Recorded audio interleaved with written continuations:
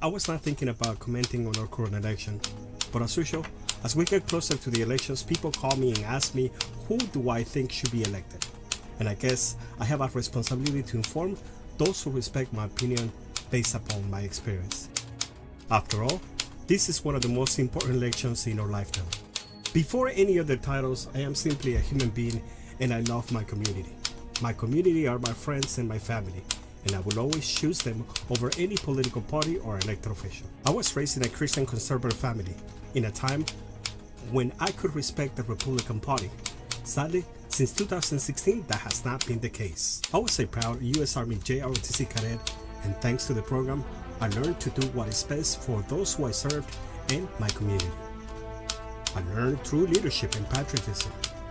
I learned to respect our military and our servicemen and women. Those that know me know that I began my political career as an activist, defending and demanding our community gets their fair piece of the pie. That got me elected 3 times and appointed once.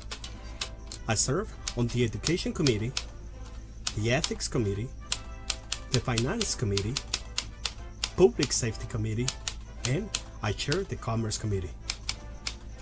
I also participated with other community institutions, such as NALEO. With NALEO, we ensured thousands of people became U.S. citizens and got involved in local government. After serving in the JRTC as a community activist and the city of Los Angeles for a total of 14 years, I continued to serve as a business leader in the San Fernando Valley and the Los Angeles County. Since 2016, I have been the executive director of the Panorama City Chamber of Commerce, a board member at the Los Angeles County Business Federation, BizFed, a board member at the United Chambers of Commerce, a member of the Valley Industry and Commerce Association, VICA, a member of the Hispanic Chamber of E-Commerce, and the Hispanic Business Net. Thanks to those roles, I have played and I have had the opportunity to meet and work with several elected officials, as well as to obtain a lot of inside information we often don't see in the news. I have built relationships and worked together with many of them. I trust their leadership and experience through the years. So, I don't talk just to talk or based upon what we see in the media or social media, but based upon what I have experienced firsthand.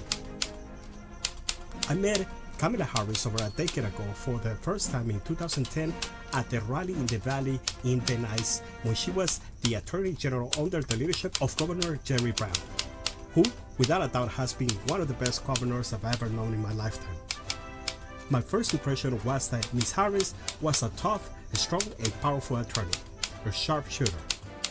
Just 6 years later, she became our state senator, and her staff built a great relationship with our office, and always included us on any activities they conduct in our area.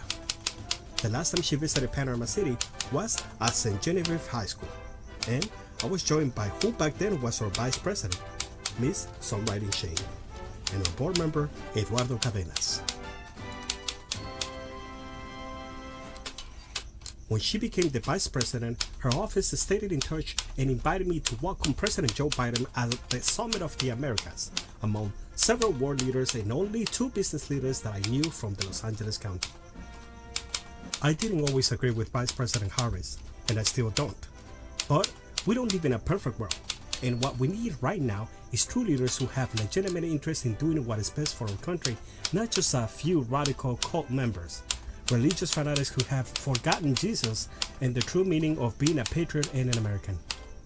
Based upon my experience on being a Christian, my military experience, my activism experience, my political experience, and as a business leader, I can and I will never support someone like Donald.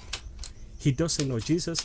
He has no military experience, he has no leadership experience, his political career was a disaster, and so are his business. He has no values, integrity, loyalty, pride, or respect for anyone else but himself. He has never been part of the people, or ever had to struggle financially. He had never had a normal job like most Americans do. I have always been part of the people, and those in my neighborhood know it. I come from a low-income community, and I have earned the respect of my community. I've had normal jobs just like everyone else, including McDonald's. I too had to work long hours and weekends to be able to afford some college. I am like you. I will always put my community, my friends and family first.